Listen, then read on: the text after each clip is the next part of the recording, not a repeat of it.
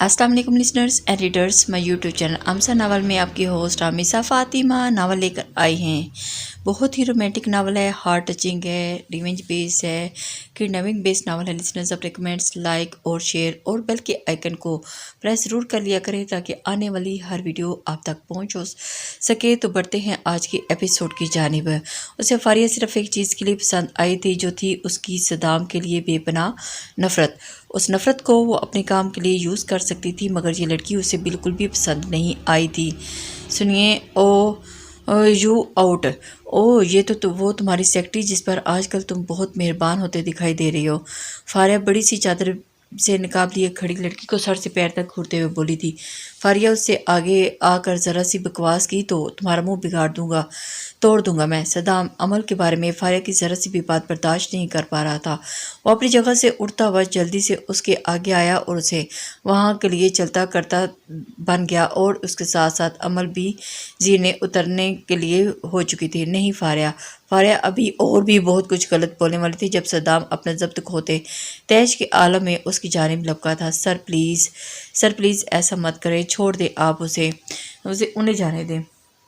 अमल ने उसे रोकने की कोशिश सदाम को रोकने की कोशिश की थी, जो कि वो अपने तैश की वजह से अपना जब्त खोए जा रहा था। इसी वजह से अमल ने उसे अपने कंट्रोल में करने के लिए आगे बढ़ी थी। पहले आप उसके साथ थे और फिर फारिया सदाम का गुस्सा देख तनफन करती वहाँ से निकल गई थी। अमल इस कदर बेइख्तियारी में हुआ था कि वो खुद भी कुछ पल के लिए हैरान रह गई थी। भला उसे क्या ज़रूरत थी सदाम को रोकने की? चाहे वो कुछ भी करता फिरता। अमल ने जल्दी से उसके कंधे से हाथ हटाकर पलटना चाहा था, मगर हाथ खींचने पर उसने देखा कि उसके हाथ में मौजूद ब्रेसलेट की छोटी सी डोरी सदाम की शर्ट के बटनों में उलझ गई थी। अमल ये देखकर एकदम से सुर्ख बबूका होकर रह गई थी।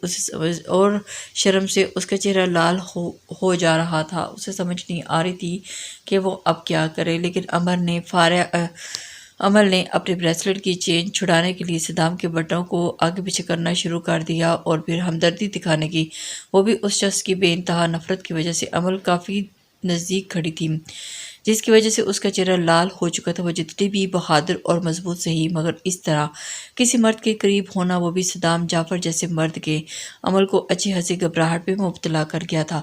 वो कपकपाते हाथ से ब्रेसलेट निकालने की कोशिश करती मुसलसल नाकाम हो रही थी। सदाम थोड़ी देर के लिए रुका और फिर आगे बढ़ा।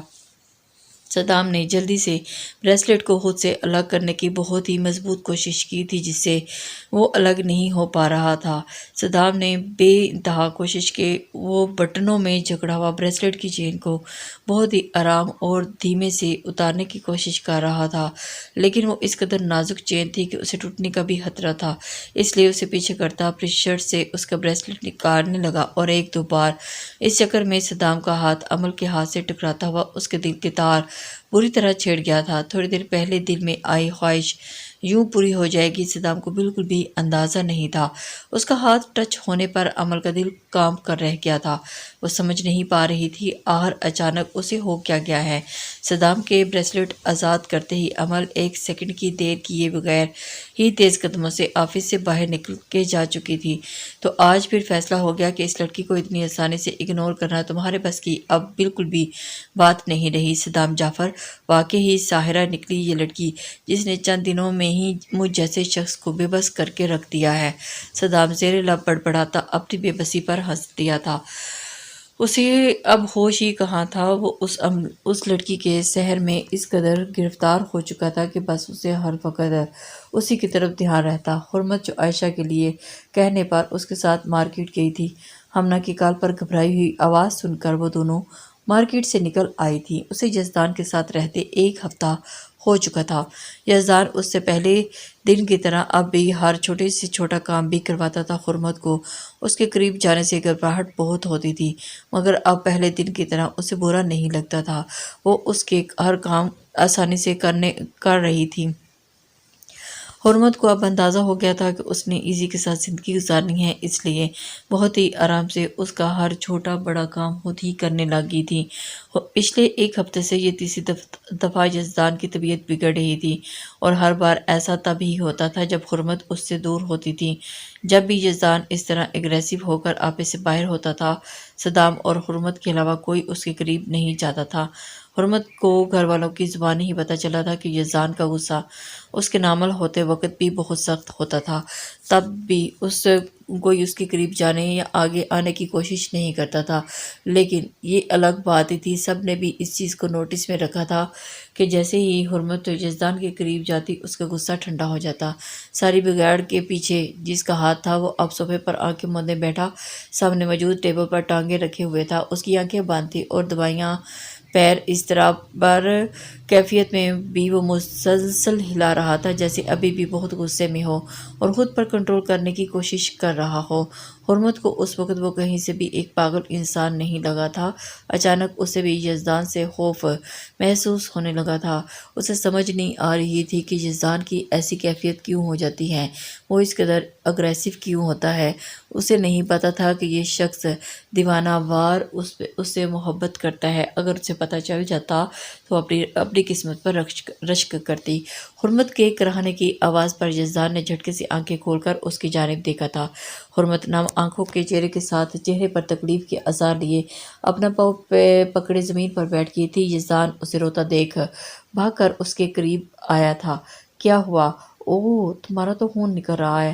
یزدان اس قدر فکر مندی کا اظہار کر رہا تھا۔ حرمت ایک پل کے لیے جھٹکے کے لیے اسے جھٹکا لگا تھا کہ یہ کیسے ہو سکتا ہے کہ ایک پاگل ذہنی توازن جس انسان کا خراب ہو وہ اس قدر کسی کا فکر مند کیسے ہو سکتا ہے، ایسا بیہیو کرتا ہے کہ دیکھنے والا مان ہی نہیں سکتا کہ یہ شخص پاگل ہے۔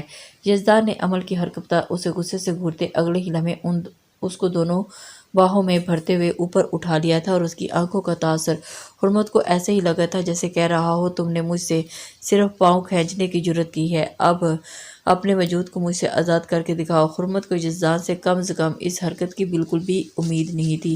اس نے نیچے گر جانے والے انداز میں اس سے پیچھے ہٹنے کی کوشش کی تھی، لیکن ابھی تو یزدان اسے بالکل بھی ہٹانے کے موڈ میں نہیں تھا۔ اس نے اسے اپنی باہوں میں بھرتے ہوئے بیڈ کے قریب لے جانے کی کوشش کی اور بیڈ پر لٹانے کے لیے، کیونکہ اس کے پاؤں پہ چوٹ لگی تھی۔ حرمت اس کی گرفت سے اپنا پیر نکالنا چاہتی تھی، مگر یزدان کے تاثرات اس کا خون رگوں میں ہی منجمد کر کے رہ گیا تھا۔ میں ٹھیک ہوں۔ یزدان کو پاؤں میں موجود کانچ کے چھوٹے سے ٹکڑے کی جانب ہاتھ بڑھاتا دیکھ کر حرمت نے ملتجی انداز میں اسے کہا تھا، لیکن یزدان کو کون سمجھانے والا تھا۔ یزدان اس قدر فکر مند تھا کہ وہ حرمت کے پاؤں سے وہ کانچ کا ٹکڑا نکالنا چاہ رہا تھا۔ ناخنوں سے بری طرح دبوچ کی تھی۔ یزدان بہت ہی تحمل سے اس کے پیر سے کانچ کا چھوٹا سا ٹکڑا نکال کر زخم والی جگہ پر خون روکنے کے لیے ہاتھ رکھا تھا۔ بینڈیج کرنے کے بعد یزدان نے پین کلر ہتھیلی پر رکھ کر اس کے آگے کرتے پانی کا گلاس اس کی جانب بڑھایا تھا۔ حرمت کو اس وقت سامنے کھڑے اس شخص پر اس قدر غصہ آ رہا تھا کہ اس کا دل چاہا تھا کہ یہی گلاس اٹھا کر اس کے سر پر دے مارے جو اس چوٹ کا ذمہ دار ہے، اور مجھے نہیں لگتا کہ یہ ایسے بھی کر سکتا ہے۔ اور مجھے نہیں لینی آپ کی دوائی، پہلے چوٹ دیتے ہیں اور پھر اس کے بعد میڈیسن دیتے ہیں، خود ہی چوٹ لگا کے اور خود ہی مرہم لکھنے بیٹھ جاتے ہیں۔ اسے وہ شخص کہیں سے بھی پاگل نہیں لگ رہا تھا۔ اس کا اس قدر نارمل بیہیو حرمت کی سوچ سے بھی آگے تھا۔ بینڈیج کرنے کے بعد یزدان نے پانی کا گلاس اس کے آگے بڑھایا تھا اور دل چاہا تھا کہ یہی گلاس اٹھا کر اس کے سر پر دے مارے، اور جو اس چوٹ کا بھی ذمہ دار تھا۔ حرمت کو اس قدر اس پہ غصہ آ رہا تھا کہ وہ اپنے آپے سے باہر ہونے کی کوشش کر رہی تھی، لیکن پھر کسی وجہ سے وہ خاموش ہو جاتی تھی، کیونکہ وہ نہیں چاہتی تھی اس کی وجہ سے اس کی طبیعت بگڑ جائے، اور وہ اس سے گلاس لینے سے بالکل انکاری تھی۔ لیکن وہ بھول چکی تھی کہ مقابل اس وقت اس کی بھابھی نہیں تھی جو گھٹنوں میں اس کی منتیں کرتی، بلکہ یزدان رحمانی تھا جسے منتیں کرنا آتا ہی نہیں تھا۔ یزدان نے گلاس سائڈ پر رکھتے حرمت کو کچھ سمجھنے کا موقع دیے بغیر اس کے قریب آتے بہت ہی نرمی سے اس کا جبڑا اپنی گرفت میں لیتے ہلکا سا اس کے ہونٹوں کو وا کرتے ہی میڈیسن اس کے منہ میں رکھ دی اور گلاس کا پانی اس کے منہ میں انڈیل دیا تھا۔ حرمت تو ایک لمحے کے لیے بالکل ہی ہڑبڑا کر رہ گئی تھی، اسے اس ابتداء کی بالکل بھی اس سے توقع نہیں تھی۔ اپنی طرف سے یزدان نے حرمت کا جبڑا انتہائی نرمی سے تھاما تھا، مگر اس کی نرم گرفت بھی حرمت کا جبڑا اچھا خاصا ہلا گئی تھی۔ تم پاگل ہو گئے ہو کیا؟ یہ کیا طریقہ ہے کسی کو میڈیسن دینے کا؟ ایڈیٹ! حرمت اپنی عدلی غصے بھرے انداز میں آتی یزدان کو کھا جانے والی نظروں سے گھورتے ہوئے بولی، جبکہ یزدان کے اوپر اس کی کسی بات کا بھی اثر نہیں ہو رہا تھا۔ یزدان کو اس وقت صرف اور صرف اس کے زخم ٹھیک کرنے کی ٹینشن لگی ہوئی تھی اور وہ اسی کو ٹھیک کرنے کے عہدے میں سوار تھی۔ اٹھ کر چلتی پھرتی نظر آؤ، میرا اصل پاگل پن تم تب دیکھو گی۔ یزدان کا چہرہ حرمت کے بے انتہا قریب تھا۔ اس کی گرم سانسیں حرمت کو اپنا چہرہ جھلساتی محسوس ہوئی تھی۔ اس کا گمبھیر لہجہ حرمت کے تن بدن میں سنسنی دوڑا گیا تھا۔ حرمت کو لگا تھا کہ یہ شخص بالکل پاگل نہیں ہے، نہیں، یہ پاگل ہو ہی نہیں سکتا۔ ابھی وہ یہی سوچ پائی تھی کہ یزدان کی اگلی حرکت نے اسے سوچنے کے قابل بھی نہیں چھوڑا تھا۔ وہ حیران اور یک ٹک اسی کو دیکھ رہی تھی اور اس کی آنکھوں کے سامنے جو منظر چل رہا تھا اسے دیکھ کر تو اسے سمجھ ہی نہیں آ رہی تھی۔ حرمت کو کچھ سمجھ نہیں آ رہا تھا کہ یہ سب ہے کیا۔ یہ شخص پاگل تو نہیں مگر کوئی جادوگر ضرور تھا جو اسے بری طرح سے اپنے سحر میں جکڑ رہا تھا۔ شاید یہ شخص اسے اپنے حصار میں قید کر کے اپنا دیوانہ بنانا چاہتا تھا۔ نہیں ہو سکتا، یہ پاگل نہیں ہے، اور پاگل شخص ایسا تو نہیں ہوتا۔ ضرور کچھ ایسا ہے جو یہ شخص سب سے چھپا رہا ہے۔ آخر ہے ایسا کیا؟ حرمت کو اب اس کی پرسنالٹی میں ایک تجسس سا پیدا ہو رہا تھا اور وہ اس کو جاننے کی کوشش کرنے کے لیے اپنے مائنڈ میں کچھ پلان بنا رہی تھی۔ اگر انہوں نے مجھے پوچھ لیا تو مجھے ایسا کیوں لگا؟ حرمت جو بہت جوش میں آ کر صدام کو کال کرنے لگی تھی، یہ خیال آتے ہی اس کا چہرہ حیا سے سرخ ہوا تھا۔ میرے خدا، یہ شخص خود پاگل ہے یا نہیں؟ مجھے ضرور پاگل کر دے گا۔ کیا کروں میں؟ کیا اس کے ڈاکٹر سے بات کروں؟ مگر رپورٹس کے مطابق تو اس کی دماغی حالت ٹھیک نہیں ہے، پھر وہ ایسا کیسے کر سکتا ہے؟ حرمت تو ایک دم سے بوکھلا کر رہ گئی تھی۔ حرمت یزدان کی اصلیت سامنے لانے کا پختہ ارادہ کرتی سائڈ ٹیبل کے دراز ڈائری نکال کر یزدان کے ڈاکٹر کا نمبر ملانے لگی تھی۔ وہ جانتی تھی اگر یزدان واقعی ہی ٹھیک ہے تو ڈاکٹر اس کے ساتھ ضرور ملا ہوگا، مگر وہ ایک بار اپنے طریقے سے بات کر کے کوئی کلو حاصل کرنا چاہتی تھی۔ یہی وجہ تھی کہ اس نے یزدان کے ڈاکٹر کو کال ملائی اور اس سے بات کر کے یزدان کے بارے میں حقیقت دریافت کرنے لگی۔ اس دن فاریہ والے واقعے کے بعد کسی حد تک عمل کے لیے اپنی فیلنگز سمجھنے لگا تھا، لیکن ابھی وہ اس بات کا یقین نہیں کر پا رہا تھا کہ یہ واقعی وقتی طور پر ہے یا نور عمل واقعی اس کے دل میں گھر کر چکی ہے۔ اسی وجہ سے صدام نے عمل کو اپنے ساتھ لانے کا فیصلہ کیا تھا۔ ایک اور چیز جو اسے عمل کی جانب کھینچ رہی تھی وہ تھی عمل کی آنکھوں میں نظر آتے پسندیدگی کے رنگ۔ اسے محسوس ہو رہا تھا جیسے عمل بھی انہی فیلنگز کا شکار ہو رہی تھی جو پچھلے کچھ دنوں سے صدام ہو رہا تھا، اور وہ اس پہ یقین کرنے سے پہلے اس کے ساتھ اظہار کرنے سے پہلے اس کی کیفیت کے بارے میں جاننے کی کوشش کرنا چاہ رہا تھا تاکہ کہیں وہ کچھ غلط قدم نہ اٹھا بیٹھے۔ یہی وجہ تھی کہ اس نے اپنے آپ کو کچھ ٹائم دیا اور اس سچویشن سے باہر نکلنے کے لیے یا اس سچویشن سے نپٹنے کے لیے صدام عمار کو عمل کو اس کے روم تک پہنچانے کی ہدایت کرتا اسے اپنے روم تک کی جانب بڑھ گیا تھا۔ انہیں کچھ دیر ریسٹ کے بعد تیار ہو کر مین ہال میں پہنچنا تھا۔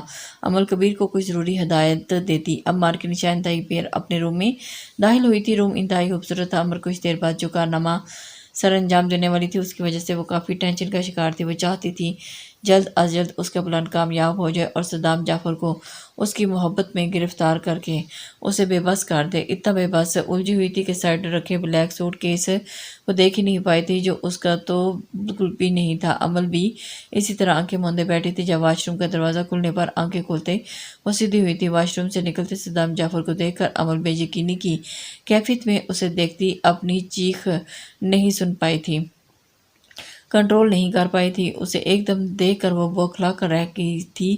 اسے تو اس بات کا اندازہ ہی نہیں تھا کہ وہ اس کے روم میں داخل ہو گئی ہے۔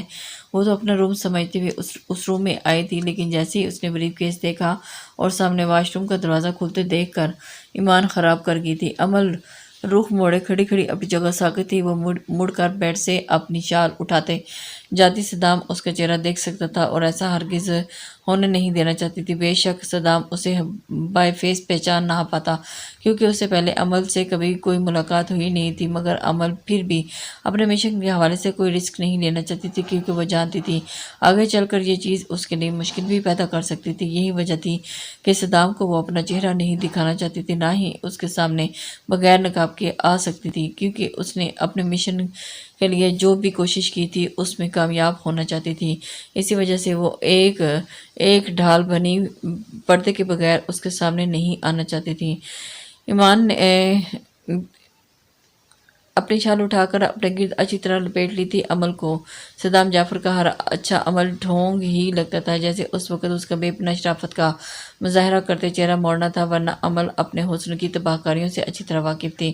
جہاں اکثر مرد اس کی آنکھوں میں ایک جھلک دیکھ کر اپنی نظریں ہٹا نہیں پاتے تھے، وہی صدام کا اتنا مضبوط کردار اسے اندر ہی اندر متاثر تو کر گیا تھا، مگر صدام جعفر کی کسی بھی خوبی کا زبان سے اقرار کرنا اس کے لیے باعث گناہ اور باعث نقصان تھا۔ اسی وجہ سے وہ اپنے آپ پہ کسی حد تک کنٹرول بھی کر پا رہی تھی۔ عمل نہیں چاہتی تھی کہ اس کے کسی ایک نازک عمل کی وجہ سے وہ اپنے سارے پلان کا ستیہ ناش کر دے۔ عمل نے بات کرتے صدام کی جانب دیکھا تھا، مگر اسے ابھی بھی بنا شرٹ کے کھڑے دیکھ کر عمل کا چہرہ کوشش کے باوجود بھی لال ہو چکا تھا۔ عمل کے بعد ادھوری چھوڑنے پر صدام نے پہلے تو حیرت سے اس کا چہرہ دیکھا، پھر غور کرنے پر اپنی شرٹ لیس ہونے کا خیال آتے ہی وہ زیر لب مسکراتا سائڈ پر رکھی اپنی شرٹ اٹھا کر پہننے لگا۔ اسے اور یزدان کو باڈی بنانے کا بہت شوق تھا، وہ دونوں اپنے فری ٹائم میں یہی شغل اپناتے تھے اور اسی وجہ سے اب اس کی باڈی بہت ہی بھری ہوئی اور باڈی بلڈر جیسی نظر آتی تھی۔ عمل نے اس کی جانب بغیر دیکھے ہی وہ عمار سر نے تو مجھے یہی روم بتایا تھا میرا۔ عمل نے اب اس کی شرٹ پہننے کے باوجود سر اوپر نہیں اٹھایا تھا۔ اس اتنی آکورڈ سچویشن کا شکار ہونے پر اس کا دل چاہا تھا کہ جا کر اس عمار کا سر پھوڑ دے، جس نے اپنی لاپرواہی کی وجہ سے اسے صدام جعفر کے کمرے میں بھیج دیا تھا، جہاں وہ مر کر بھی نہیں آنا چاہتی تھی اور اسے دل ہی دل میں بددعائیں دے رہی تھی۔ اس کا بس نہیں چاہ رہا تھا کہ عمار کو سامنے رکھ کر اس پر فائر ہی چلا دے۔ اس کو کیا تکلیف ہوگی ہے، اب یہ کھل کیوں نہیں رہا؟ عمر دل ہی دل میں لاکھ کو کوستی مزید کوفت کا شکار ہو گئی تھی، جب اسے پیچھے سے صدام کے قدم اپنے قریب آتے محسوس ہوئے تھے۔ اس کو اب کیا ہوا ہے؟ یہ میرے پاس کیوں آ رہا ہے؟ اسے سمجھ نہیں آ رہی تھی، جبکہ وہ تو لاک کھولنے کے لیے اس کی مدد کرنے کے لیے اس کے پاس آیا تھا۔ عمل اپنے دل میں ہی صدام کے بارے میں سوچ رہی تھی اور صدام نے دیکھ لیا تھا کہ اسے دروازہ نہیں کھل رہا اور یہی کوشش کرنے کے لیے وہ اس کے قریب آیا تھا۔ مس عمل، کیا ہوا؟ آپ ٹھیک ہیں؟ آپ اس قدر گھبرا کیوں رہی ہیں؟ صدام آنکھوں پر استحضاء مسکراہٹ لیے مگر سنجیدہ چہرے کے ساتھ سینے پر ہاتھ باندھ کر عمل کے سامنے کھڑے ہوتے ہوئے بولا تھا، نو سر، ایسی کوئی بات نہیں ہے، وہ پتہ نہیں کیوں دروازہ نہیں کھل رہا، یا لاک تو اوپن نہیں ہے لیکن پتہ نہیں کھل کیوں نہیں رہا۔ عمل بے حد پریشانی سے اس کی جانب دیکھ کر بولی تھی، مس عمل، آپ پریشان نہیں ہو، میں لاک کھولنے میں آپ کی ہیلپ کر دیتا ہوں، تھوڑی دیر میں کھل جائے گا، اس میں پریشان ہونے والی کوئی بات نہیں۔ کھولتے ہوئے اس نے اس کی مدد کی تھی، جبکہ عمل اپنی اس عجیب ہوتی کنڈیشن اور بوکھلاہٹ کی وجہ سے سرزد ہوتی الٹی سیدھی حرکتوں پر خود پر ہی غصہ تھی۔ تھینکس۔ عمل نے اس کی طرف دیکھتے ہوئے نظر جھکاتی ہوئی گھورتی ہوئی تھینکس بولتی ہوئی روم سے باہر نکل آئی تھی اور اپنے روم میں پہنچتے ہی اس نے ہڑبڑی میں اس طرح الٹی سیدھی حرکتیں کیوں شروع کر دی تھی۔ عمل اپنے روم میں آ کر بیڈ پر اوندے منہ گرتی اپنے ساتھ ساتھ صدام کو بھی کوسنے لگی تھی، تم بھی خود تو یہی چاہتی تھی، اب برا کیوں لگ رہا ہے؟ جب وہ واقعی تمہاری طرف متوجہ ہو رہا ہے تمہیں تو خوش ہونا چاہیے، تم تو اپنے پلان میں کامیاب ہو رہی ہو نا۔ اس کے اندر سے اٹھتی آواز نے اسے کچھ پل کے لیے خاموش کروا دیا تھا، جسے وہ چاہ کر بھی خاموش نہیں کروانا چاہ رہی تھی۔ اس کا بس نہیں چل رہا تھا۔ صدام کو اپنی طرف بڑھتے ہوئے دیکھ کر اس کے دل کی بے چینیاں اور بڑھتی جا رہی تھی اور یہی حال عمل کا بھی تھا، لیکن وہ اپنے ضمیر کو چپ کروانے کی کافی حد تک کوشش کر رہی تھی، لیکن یہ تو ممکن نہیں تھا۔ محبت ایک جان لیوا زہر ہے جو جس کو لگ جائے وہ پی کے ہی رہتا ہے اور اس میں اپنے آپ کو کھو دیتا ہے انسان۔ عمل کا دماغ اپنی سوچوں میں الجھ کر اس وقت اس قدر کھو چکا تھا، وہ بھول چکی تھی کہ اب بھی اسے صدام کے خلاف ایک اور چال چلنی تھی۔ موبائل کی وائبریشن پر ہوش میں آتے عمل جلدی سے سیدھی ہوئی تھی۔ ماں کبیر بولو۔ ہاں کبیر بولو۔ اوکے ٹھیک ہے، بڑی خواہش آج پوری ہونے والی تھی۔ عمل آج کے ایونٹ میں صدام کے پیش کیے جانے والے پروجیکٹ کی فائل اور تمام ڈیٹا جو صدام نے پچھلے 2 مہینے کی دن رات محنت سے تیار کیا گیا تھا، وہ سب بہت ہوشیاری سے چرا چکی تھی، اور اب وہ کبیر کے ہاتھوں یہ ڈیٹا صدام کے بزنس مخالفین تک پہنچا کر صدام کے بزنس کو ہر طرح سے نقصان پہنچانا چاہتی تھی، اور یہ کر کے اس نے صدام کو ایک بہت بڑا نقصان پہنچانا تھا، اور اسی وجہ سے وہ اس کے پاس جاب کے لیے آئی تھی۔ عمل نے حد درجے کوشش کر کے اس کی سارا ڈیٹا چرا لیا تھا، اور اب وہ کسی اس کبیر کے ہاتھ وہ اس کے مخالف کو بھی پہنچا چکی تھی۔ سر، آپ کا شرٹ ٹھیک نکلا۔ صدام جعفر کے سٹاف میں سے کوئی انسان ان کے خلاف کام کر رہا ہے جس نے آج کی میٹنگ میں صدام جعفر کی پروجیکٹ فائلز اور ڈیٹا چوری کر کے ان کے مخالفین تک پہنچانے کی کوشش کی۔ آپ کے کہنے کے مطابق اگر بر وقت ایکشن نہ لیتے تو دشمن اپنی سازش میں کامیاب ضرور ہو جاتا۔ وہ اس کو ایک ایک بات بتاتے ہوئے اس کو آگاہی دے چکا تھا۔ سر، وہ لڑکی فارغ بھی تو ہو سکتی ہے۔ ابھی کچھ دن پہلے اس کا صدام سے بہت بڑا جھگڑا ہوا۔ وہ آفس اسٹاف کا حصہ تو نہیں، مگر کسی اور سے یہ کام کروا سکتی ہے۔ اور ہاں، آج کل صدام جعفر کی سیکرٹری اس کی کافی کلوز ہے۔ فون پر بات کرتا اس کا ساتھی اس کے بنا کچھ بولے ہی اس کے مزاج سے اچھی طرح واقف ہونے کی وجہ سے خود ہی ہر بات بتاتا جا رہا تھا، لیکن صدام جعفر کو اس عمل کی بالکل بھی توقع نہیں تھی جو وہ عمل کر چکی تھی اس کے پر۔ سر، اگر آپ کہیں تو ہم مزید ایکشن لے سکتے ہیں، لیکن وہ بھی اسے وارننگ کرتا ہوا، تھوڑا سا ٹائم دیتا ہوا پیچھے ہوا۔ میری معصوم ڈیٹیکٹیو، زیر لب بڑبڑاتے ہوئے اس کے چہرے پر مسکراہٹ مزید گہری ہو گئی تھی جب کان میں پڑتی آواز اچانک اس کی مسکراہٹ غائب ہو گئی تھی۔ حرم نہ جانے کن خیالوں میں گم تھی، اور اس نے دل ہی دل میں یزدان کے بارے میں ارادہ اتنا مضبوط کر چکی تھی کہ وہ اب اس کو ٹھیک کرنے کی کوشش کرے۔ اسے کوئی ثبوت نہیں لگا تھا۔ ڈاکٹر نے بھی اس سے دوبارہ فون کر کے پوچھا تھا، مگر اس نے وہی بتایا تھا جو یزدان کی رپورٹ پر لکھا ہوا تھا۔ اب تو خرمت کو بھی یہ شک اپنا وہم ہی لگنے لگا تھا۔ بیڈ پر یزدان کو سر تک کمبل تانے دیکھ کر وہ ٹیبل کی جانب بڑھی تھی۔ پانی پی کر جیسے ہی وہ واپس سونے لگی، نہ جانے کس خیال کے تحت وہ دبے قدموں سے چلتی بیڈ کی جانب بڑھی تھی، اور اسے کیا خیال آیا تھا، کس احساس کے تحت اس نے اس کی طرف قدم بڑھائے تھے، اسے خود بھی سمجھ نہیں آ رہا تھا، لیکن وہ اپنے ارادوں میں مکمل مضبوط ارادہ کر چکی تھی۔ کس قدر شاطر اور چال باز انسان ہے یہ! اس کا مطلب میرا شک ٹھیک نکلا، یہ واقعی ہی پاگل نہیں، یہ سب جان بوجھ کر رہا ہے۔ حرمت کمبل دور اچھالتی غصے سے بولی تھی۔ حرمت کا چہرہ یہ سوچ کر خفت اور غصے کی شدت سے لال ہو چکا تھا کہ پچھلے اتنے دنوں سے وہ صرف پاگل پن کی بن کر جو حرکتیں کر رہا تھا وہ سب اس کا ناٹک تھا۔ وہ پاگل بالکل بھی نہیں تھا، اور نہ ہی اسے پاگل پن کے دورے پڑتے تھے۔